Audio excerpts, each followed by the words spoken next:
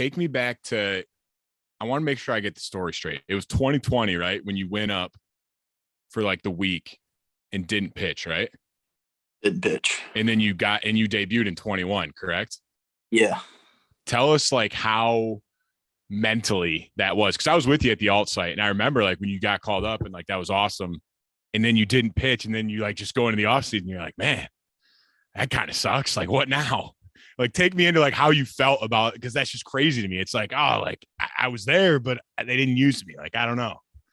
So I remember the situation, like I think it was a COVID situation. Like some people got COVID. Like, I kind of knew going in like this, like I'm there for like an emergency or yada yada. And none of the games really dictated for me to get in the game. I'm pretty sure all the games were like pretty close while I was up there and stuff. So nothing really, gave them the sign to put me in the game or whatever. And then I was up for like I want to say like 5 to 7 days, and then like 2 days after they sent me down, I like messed up my hamstring shagging BP. Yeah, that's right. I remember that. And then you just had to go into the off season like shit. Like I was so close. Like I was there. It almost happened. Yeah. But it really mentally, if anything, it kind of helped me going into the next season. I was just like, I've already proven myself that I can get there. Get the opportunity to get in the game and take advantage of it. For sure. And then when you got up in 21, it was out of the bullpen at first, right? Yeah. Yeah. So how was that going back and forth? Because I know in 21, like you started as a reliever, then they made you a starter, and then you came into 22, and it's like, do they want me to relieve? Like, do they want me? Like, is it tough going back and forth between like, I don't know, like, am I going to start a game? Am I going to come out of the pen and throw 3 innings? Am I going to close a game? It's really easy going from starting to relieving, just because usually as a starter you're built up, and then if you go to I can just let this eat for 1 inning. And when they put me in the bullpen, that's kind of how I looked at it. I was like, I should go out here and just let it rip for 1 to 2 innings. If they need me for a third, I can do it. And that's kind of how it was. And then when they moving back to starting, it was kind of an adjustment, trying to like build back up again, work through lineups multiple times. I feel like it took me a second to like get all that back. Whereas in the minors, I was always starting, so I never really had to think about coming out of the pen and stuff. But just a minor adjustment, I would say, going from like relieving to starting. Yeah. What was it like going back? Did it feel like you were like, okay, this is what I've always done, like this is natural? Or was it like, all right, I've pitched out of the bullpen in the big leagues, now let me figure out how to go do this for 5, 6, 7 innings? Because you were a starter your whole career until the big leagues, correct? Yeah. So I would say going back, it was like I proved I can like go through a lineup one time. And then I'd say what the adjustment was just like going through the order that second time and then figuring out, a third way to get them out. I would say that's the biggest adjustment. And that's kind of where like, the big difference is getting through that order the third time. I mean, if you go CG or something 4 times, but I would say that's the big separator, especially like relieving and starting. Like you have some scenarios where a reliever might face guys multiple times, but it's not very normal. But that's definitely, for me, the biggest adjustment, especially like being 4-seam slider dominant. And those are my kind of 2 main things. Like figuring out ways to get through the order multiple times definitely was the big changer for me. I mean, that's the reason why Andrew Chafin had the failed starter t-shirts, because those guys, bullpen guys, almost all of them came through the system as starters and then go out there and blow it out for an inning or 2. But it is like, that's what separates it. That's the difference. Guys that can start in the big leagues, they get through the lineup 2, 3 times. They find ways to move their pitches in and out, command the zone, keep the pitch count low enough to actually do that. It's like all those things too. You're learning how to do at the big league level, because you can get through a minor league lineup, but you get to the big leagues and that lineup gets a lot deeper, and figuring out how to do that. That just reminded me, that's definitely another thing, is the pitch count. Because it was like early on in the year, I would come out of games early, just like not necessarily getting hit around or anything, just my pitch count would like kind of back early, whether it be just walks or just like deep counts after deep counts. I would say making that adjustment around the All-Star break, or right before the All-Star break, I really started like cutting down on my waste pitch, like non-competitive pitches. I felt like that really helped me a ton as far as like limiting pitches and whatnot, getting deeper into games.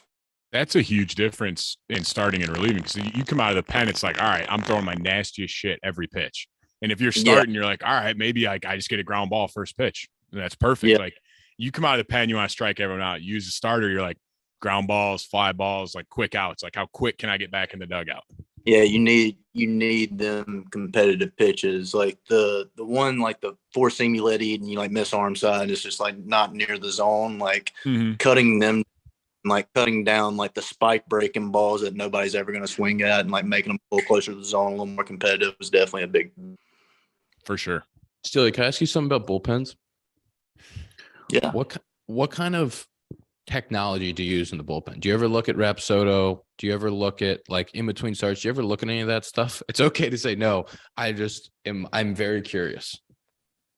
I'm aware of it, but I know what all the numbers mean. I'm aware of all the technology and stuff, but at the end of the day, for me, it's like I got to know like what the ball is doing, like and feeling like coming out of my hand. And if I'm in that spot, then the numbers are going to be good usually. So that's kind of where I'm at with it. And there's definitely situations where I'm like fooling with the slider, fooling with the grip, and I'll try something different. And I'll ask them their input on it, if it made it a little better or a little worse, and kind of do different things that way. And yeah, with the change up and sinker as well, like just messing with grips and stuff. But for the most part, like if it's my bullpen in between games, like I'm just going in there 20 pitches off the bump, making sure everything feels good for my next start. And you're trusting that if something is off on the numbers, the coaches are going to say, hey, it's off. And if they're not saying that, then it's all looking good. Yeah, exactly. Okay, so 20 pitch bullpen. Take me through your 5-day. 20 pitch bullpen. Where does that fit in? Take me day one to start day. Okay, so start day. Next day would be day one. I'm doing a lot of recovery stuff, elliptical, biking, running, whatever. Got my lift that day. I'm getting a lot of stuff done in the training room, ice cold tub, hyperbaric chamber, whatever I can do to recover. Is that a massage day? Is that a massage day for you, or like a trainer stretch day, or both? It's massage day. Okay. Yeah, get my arm rubbed out and everything that day. And then the second day is another workout. I would go lower the first time, and then upper the second day. Do a lot of shoulder work that day. And then and shoulder work for you is that like stability stuff? Is that like stretching? What's that shoulder look like? Tripod, a lot of dumbbell, like tripod, straight out 90s, a lot of like external. I mean, I don't know all the terms and stuff, but like lay back, just like cranking on the shoulder. Basically, whatever the trainer tells you to do. You're like, sure, let's do it. Okay. Yeah. I was notorious for going in that training room and asking Nate what I had that day, and he would like give me the like scientific term of what I had, and I would just like look straight at him like, I have no idea what that means. Yeah. You show me what that is. Show me and I'll do it. Yeah. That's how I am in the training room. But shoulder work is definitely important. Like coming back from Tommy John surgery in 2017, I realized how important shoulder work was. So once you have an injury, you realize you're like, man, I don't want to do that shit again. Like I'm going to do everything I can to stay healthy. So that's exactly. So day two's workout, shoulder stuff. Probably more tubs. Yeah. Day three would be my bullpen day, just kind of show up to the field, do whatever I need to do to get ready for 20, 25 pitches off the bump. And my bullpens are, like I said, they're pretty simple. I'm going to start with the four seam glove side, try to throw like 3 to 5 consecutively right there. I'll go to the other side of my four seam. I'll throw my two seam over there. If I'm feeling frisky with it, I'll try to front hip a two seam to the other side of the plate. It's usually not there, but we'll try it. And then the change up, I throw, change ups, try to keep them at the bottom of the zone. And then I'll finish with like 2 batters. And then that's it, lefty righty. And for people that don't know, for the listener, when he throws the 2 batters, a psychotic coach is standing in there in the bullpen and being the batter with no bat and probably no helmet. Yeah, nothing at all. No helmet, no bat, not even a glove, just standing there. I remember Borsky last year would he'd stand in there for a second. As soon as your batter release, he backs out. Yeah. It takes a lot of trust to be in there, especially like when you're on the field, you don't think about it at all. But when you're in, like I've stood in on some pens, and when I wear a helmet, but when you're in that like tight setting of a bullpen, it just does not feel right. It is completely different, and sometimes like depends on the situation. Like it kind of bugs me if somebody's asked to stand in on my bullpen. It depends on the setting and stuff. But there's situations where I'm like trying to work on something actually, and they'll like ask to stand in. I'm like, oh yeah, sure. I never say no though. Yeah, a couple more years. It's always tough to say no, but it's like sometimes you're like, I don't know, man. Kind of working on something. I'd hate. Gotcha. Yeah, exactly. Like I'm not trying to rib cage you here, man. Throwing up and in under the hands cutters. Watch out. Yeah. If you're working on something, like you don't want a guy in there where you're worried about hitting. Like you don't want to hit your teammate. So like you don't want somebody in there that you're worried about hitting when you're trying to work on something. That's like if we were doing a cage routine and we were like really grinding that day and somebody came in and was like, "Can I jump in with you?" Like, no, fuck off. I'm trying to get my work in. Get away. What's day 4? I'm going to get through all these 5 days. What's day 4? Day 4 is kind of like a small recovery day. Like I kind of get my like forearm ran through a little bit, make sure it's good to go for my start day. Just kind of maintenance and make sure my body's ready to go for the start day on day 5. And then day 5, I go out there to rip. Let her rip, son. Yeah, and like my throwing program before the game happened, I don't know if you've ever seen it. You probably haven't because it's very short, like 10 to 15 throws at 90 feet, get it going, and I go to the bullpen. You basically just get loose enough to get on that mound, and then you're like, all right, save all the bullets for when it's not time. Wasting any bullets. Yeah, I'm a big firm believer in bullets. Save it for the game. That's why you probably never saw Hayden Wisniewski. He didn't start. Yeah, he did start. He like long tosses, like pull the pole before it start. I'm like, aren't you just exhausted by the time you get to the mound for pregame? I would be. I had some starts this year where I was just sweating down, and like if I would have been like having a whole throwing routine before, like I wouldn't have made it past the second or third. Like I had to like only throw 10 or 15. I don't get how some starters do it, making like 30, 40 throws pregame at like 200, 220, and then getting off the mound and throwing like 40 before the game even starts. I'm like, you got another 100 to go, man. Like save especially with adrenaline too, because like, yeah, you don't really need to like, yeah, you need to stretch, but like, I'm sure any pitcher could go out there before starting and be like, all right, I'm ready to go. Like, just like you're amped up, ready to go. And you're like, oh, I can keep throwing. And by the time the anthem's over and you're sitting there waiting for your team to hit, you're just like, oh my God, I'm gassed. Exactly. 100%. And like the day of the start, I just like throwing like over 200 feet. It's like, you're not going to be making a throw or a pitch over 60 feet, 6 inches. So it's like, you just need to like maximize that distance and you'll be good. I agree. I'm with you on that. Steele, you guys got anything else for him before we let him go? I love you. Thanks for coming. I love you. I'm pumped that Steele loves our pod and that he was so excited. I was very excited to do this. Like when you text me, I was fired up. Let's go. That's awesome. I love that, Steele. I appreciate you. Appreciate you listening to the boys. Always listening. Please tell the family hello for us. I will, of course. You have a wonderful off season. We'll talk to you soon. Thank y'all so much for having me.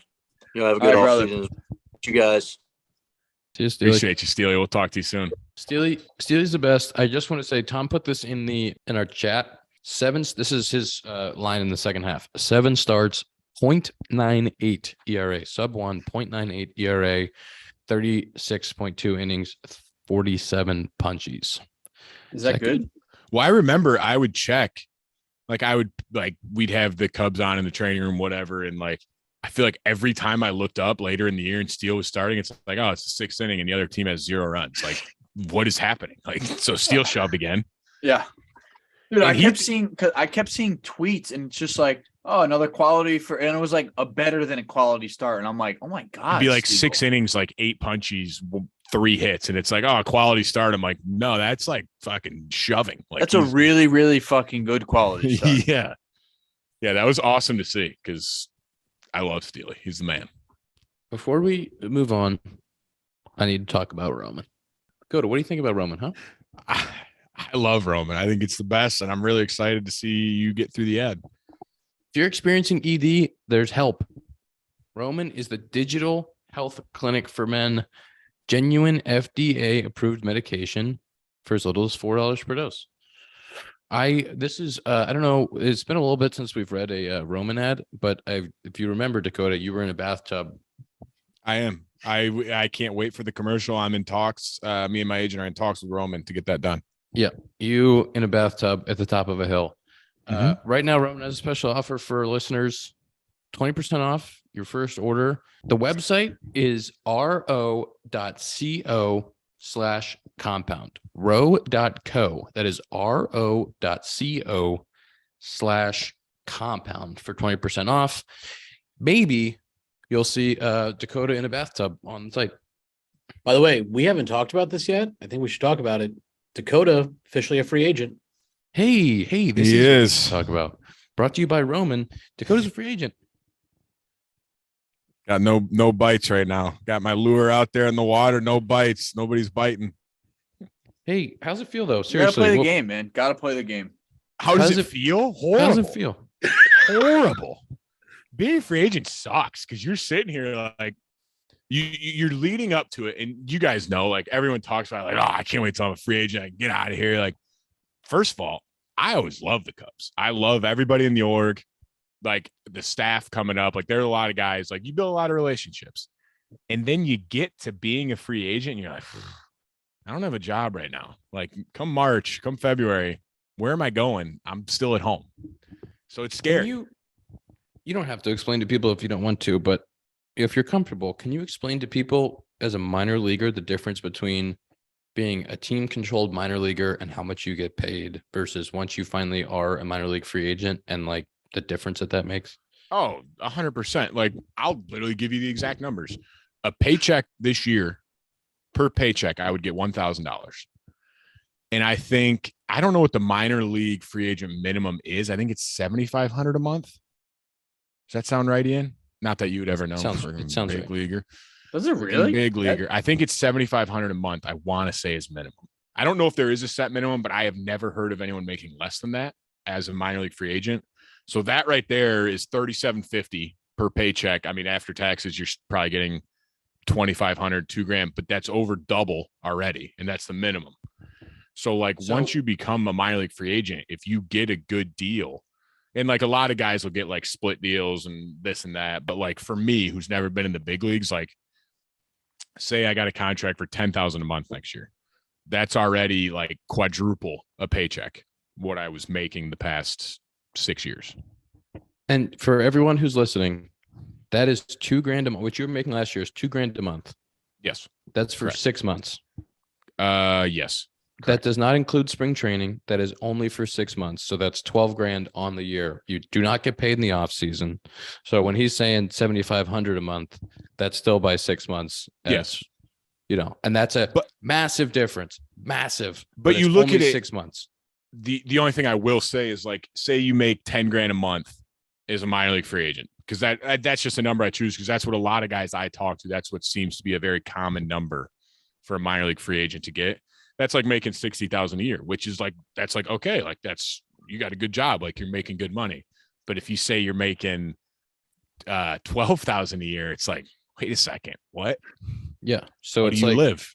getting to that point where you become a minor league free agent and you get to actually, and you're not under team control, you get to sign a minor league free agent deal is a big deal because you're actually making a livable wage at that point, which is, but it sucks of the unknown of, is the team going to sign you?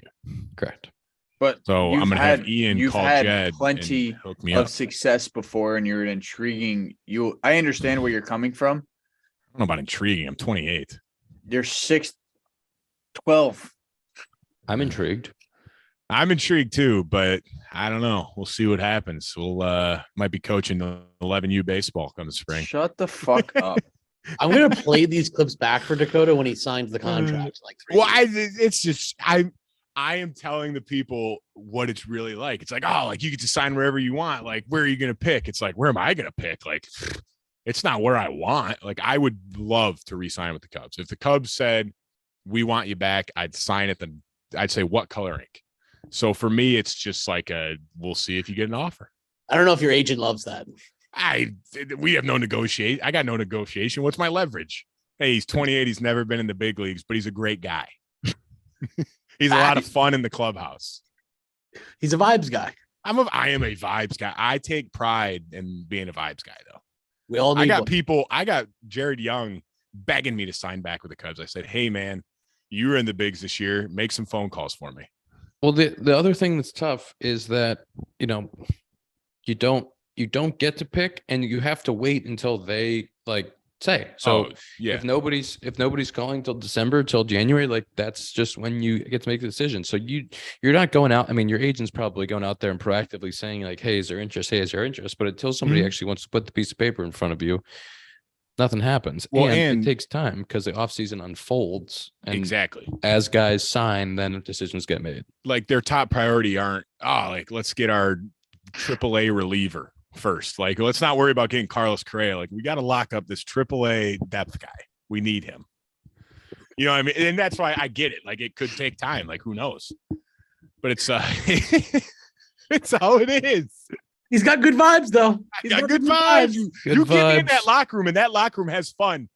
That's a fact. We will have fun. Well, I always throw one AAA locker room's getting a new vibe next season. Am I going to have a 0 ERA? No, but I'm going to have a hell of a good time, and so is everybody else on that team.